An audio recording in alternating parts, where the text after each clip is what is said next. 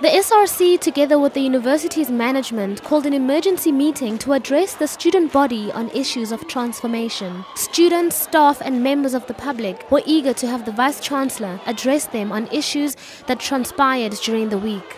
The kind of the symbolism that the name itself carries culturally. Some of the things that Mr. Chancellor Rhodes did here when he established a Cape colony, you see, when the issue of removing black people forcefully from their key areas and establishing, and he accumulated a lot of wealth through super exploitation. It is important as an institution of higher learning to engage ourselves on some uncomfortable issues. The Eden Grove venue was not able to accommodate the crowd, and students who were outside were protesting that it would be unjust to carry on if they were not able to participate. The venue was filled to capacity and became a safety hazard. The meeting was then moved to the Great Hall to accommodate everyone in attendance. Changing the name does not make us invisible. It is allow the people who haven't been able to tell their story to tell their story. This is the kind of environment I want to be in, because this is progressive thinking, and I must say that I'm proud to be here and be a student, not because of the brand, but because of the people that are here, and because I get an opportunity to voice myself and be part of something that's a movement like this. It was done for us, and I'm proud to say and happy that you guys are doing it for yourselves. One thing that is happening here is that as things stand, this institution doesn't cater for black people. Ask me how.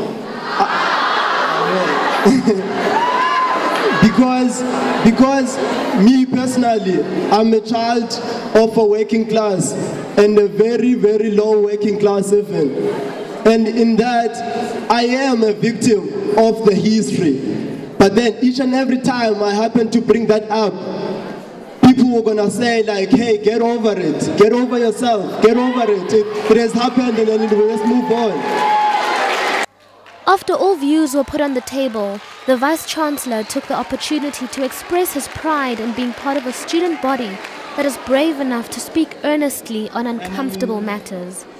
I'm really proud that we can hold such a conversation. So it is not burdensome on me, and I've listened very attentively to all that has been said. You see, the worst thing a person can do is to delegitimize and trivialize your lived experience.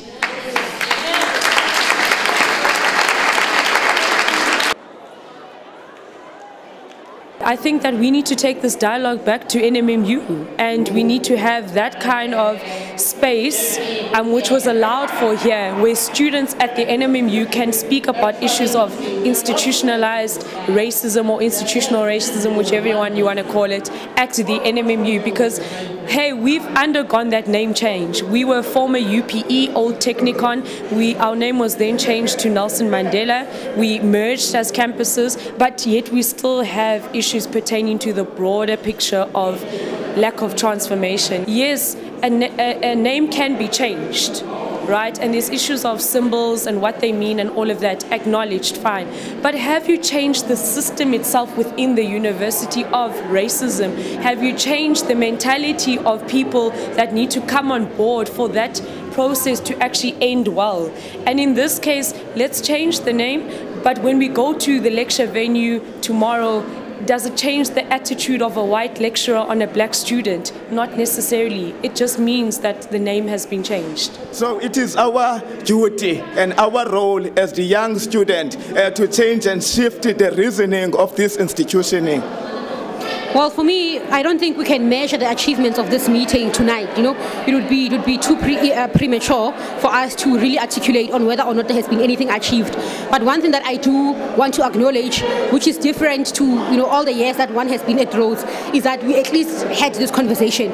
It was to some degree quite a very weak conversation, because most of the speakers, in fact, do not understand the underlying structural questions that we were raising. I don't think the VC and I don't think the chair himself did any justice justice to this discussion.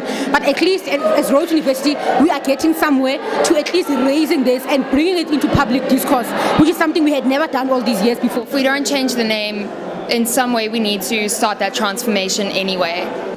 The central argument here, I think, is a principle of questioning who the actual man is and what he actually stands for, the characteristics of the man himself, and what he did in the apartheid dispensation.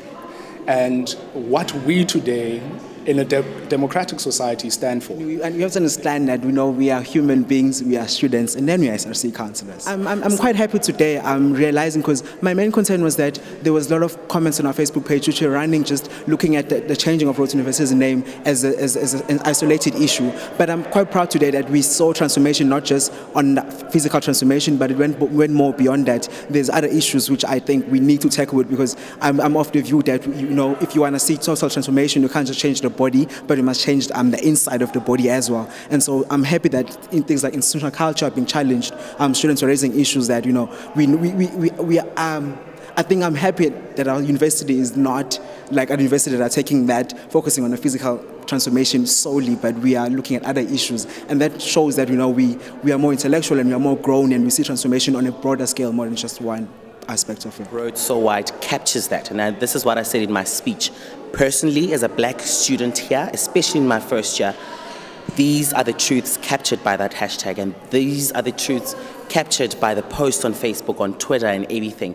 And what the Vice-Chancellor touched on is basically the surface. But the critical issues was raised today. Gender, international students, NAFSIS, MIP, short resident VEC. And that is why I kept on saying today, what is the resolution? What do the students want, so that we can take those and make a statement out of them and say this is what the student body wants, instead of separating the SRC with the student body. Now together as a student body moving forward with these points raised today. The first thing that's going to happen now is that we need to sit together as the entire SRC and draft a statement, because all media houses, all students, South African Union of Students, UCT, everyone involved now, because now this is a national issue, it's beyond us, want to know what is the stance of Rhodes University students, and this is the purpose of today.